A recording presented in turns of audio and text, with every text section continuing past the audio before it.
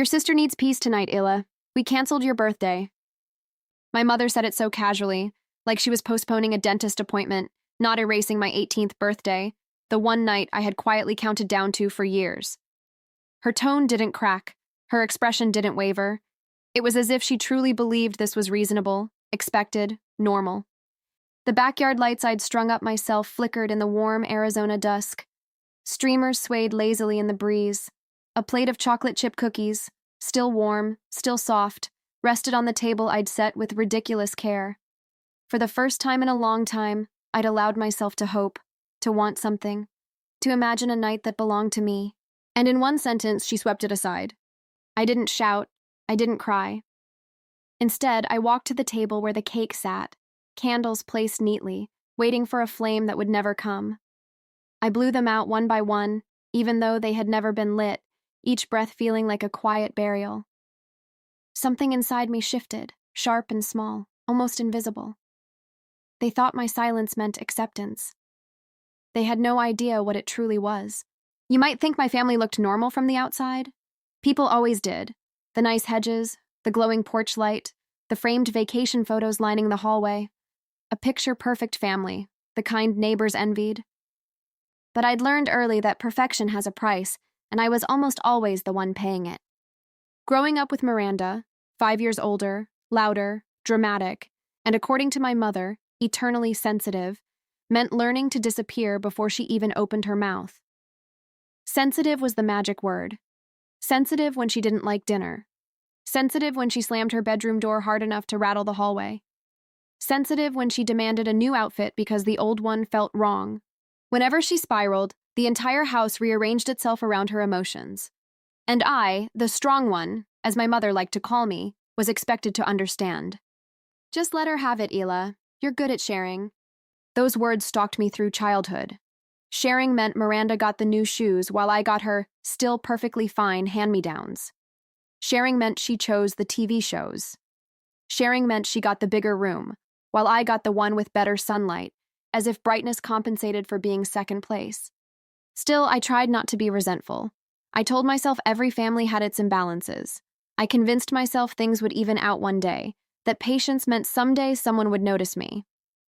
Turning 18 felt like that someday. My parents suggested a small backyard celebration. Just family, some cake, some lights. I poured myself into it, shopping for decorations, baking cookies using my grandmother's recipe, setting the table exactly the way I imagined it. For a moment, I believed the spotlight might finally shift toward me.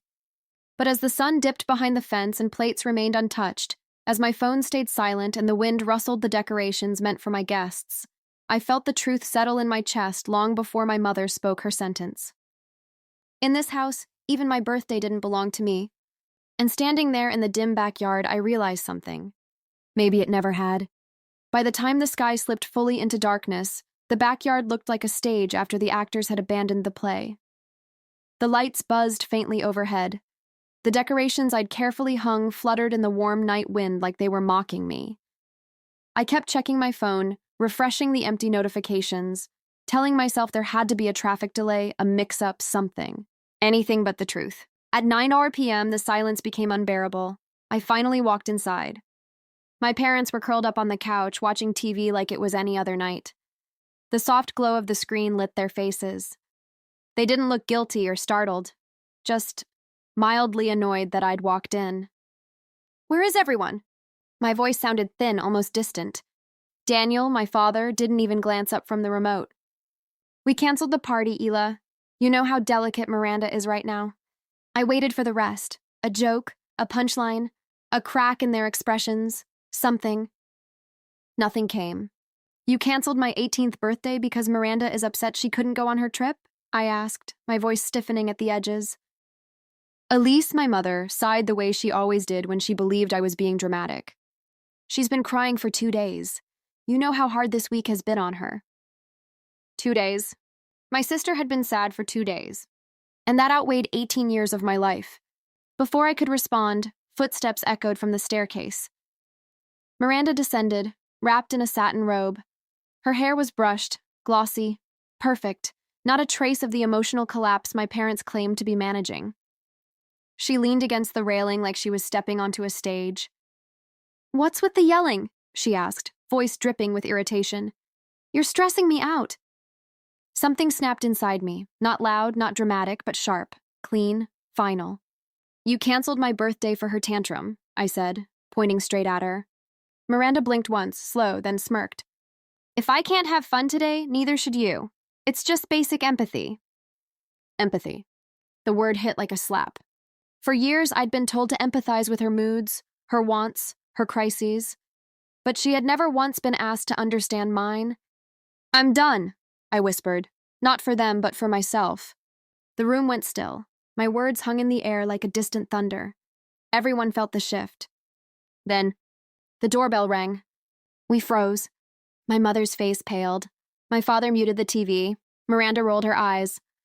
But when the door opened, and I saw who stood there, tall, steady, expression already hardening as he took in the scene, I felt something tighten in my chest. My grandfather, Edward Stern. He didn't even step inside at first. He just looked at each of us with the silent precision of someone who already knew he'd walked into a storm. "What's going on here?" he asked. And for the first time that night, I felt seen. For the next hour, the patio turned into a crime scene of whispered judgments and forced normalcy. I could hear them through the window, my mother scolding someone about the mess, my sister joking that I had overreacted, my nephew bragging to his cousins about how he'd made me cry. Cry, as if that was all this was. I sat alone in my car, fingers trembling against the steering wheel, not from sadness, but from clarity. A cold, sharp clarity I hadn't felt in years. This wasn't the first time they had humiliated me, just the most public. I thought about every birthday I spent babysitting instead of celebrating, every family dinner where my achievements were accidents and my hard work was luck. Every time my mother claimed I was ungrateful whenever I tried to create boundaries. And tonight, they had shown the world the truth I had been denying for years. They didn't love me. They loved using me. And as long as I stayed quiet, they would keep going. I took a deep breath, wiped the frosting from my graduation sash, and stared at my own reflection in the mirror. My eyes were swollen, but they were steady. "I'm done," I whispered to myself. Not loud, not dramatic, just final. Because something inside me had snapped, not in anger, but in awakening.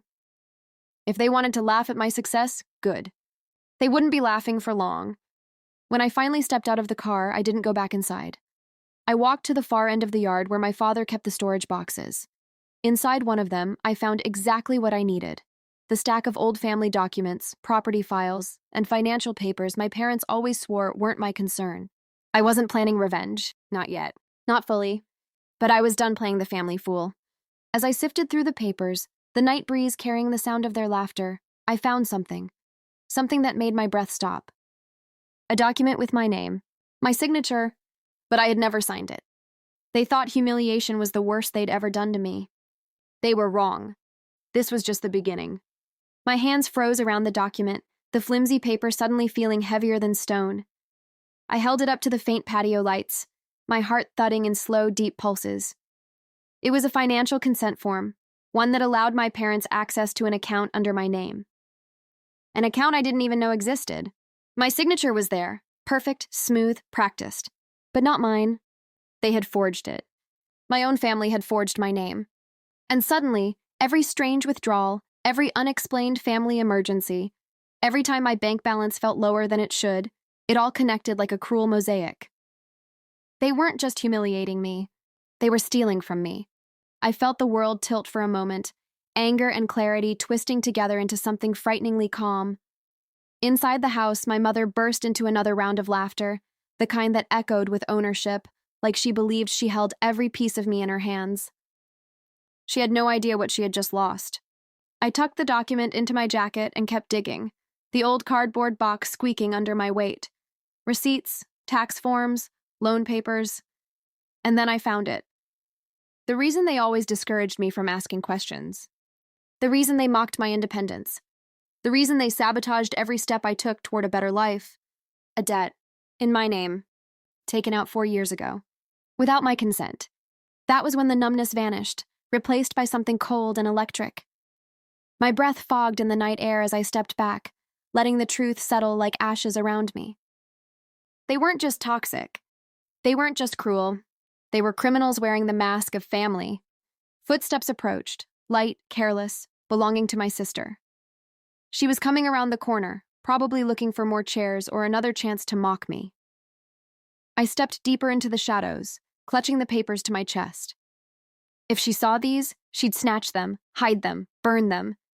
Anything to protect the family's lies. As she passed, she muttered, "Drama queen," not knowing she'd just given me the final push I needed. When she walked away, I let out a slow exhale. For the first time in my life, I wasn't hurt by their words. I wasn't confused. I wasn't questioning myself. I was planning. And it wasn't revenge out of anger, it was justice. It was reclaiming what was stolen. It was ending a cycle they thought I was too weak to break. I slid the documents under my car seat, locked the door, and looked back at the house glowing with warm lights. Inside it, a family laughed over the ruins of my graduation cake. But I wasn't their victim anymore. They had no idea the storm I was about to become. The next morning, the house felt different. Quieter, heavier, like it already sensed something was coming. My mother was in the kitchen humming as if nothing had happened, as if she hadn't laughed while her grandson shoved my cake onto the ground. My sister scrolled her phone, bored, acting like she hadn't called me pathetic loud enough for the neighbors to hear. They didn't know I had spent the entire night awake. They didn't know I had already made copies of every document. They didn't know the police officer I spoke to said one sentence that changed everything. "This is identity theft, and it's a criminal offense." I walked into the dining room with a calmness I didn't recognize. Still, steady, dangerous. My father glanced up, expecting me to look small and embarrassed again. Instead, I laid the folder right in the center of the table. "What's this?" he asked, his voice already cracking.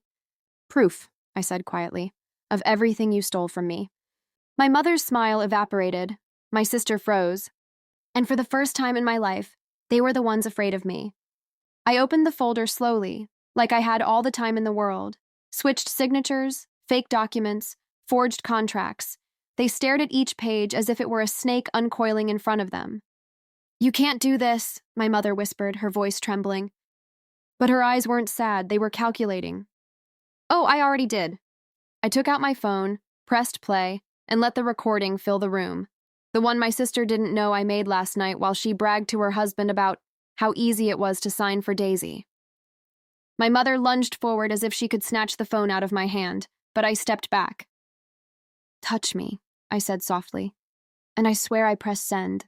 To the police, to the bank, to the courts. My father's knees actually buckled. He sat down hard, like the truth finally weighed more than his pride. "Your family," my mother whispered, now trying to look wounded. "You wouldn't destroy your own family." I leaned in, meeting her eyes, the same eyes that watched me get humiliated last night. "You destroyed this family," I said. "I'm just cleaning up the leftovers." Then I walked out. No screaming. No tears. No dramatic exit. Just silence, the kind that follows a bomb after it's already gone off. By the time I reached my car, my phone was exploding with calls and texts. "Let's talk. We can fix this. You're overreacting. Come back inside." I blocked every number. A week later, the bank reversed the fraudulent loan. The investigation into the forged documents began, and for the first time in years, my money, my life, my future belonged to me. As for the people who laughed at my pain, they were too busy scrambling to fix the mess they created. I didn't need to scream. I didn't need to break anything. I didn't even need revenge. The truth destroyed them far better than I ever could. And that's the part they never expected.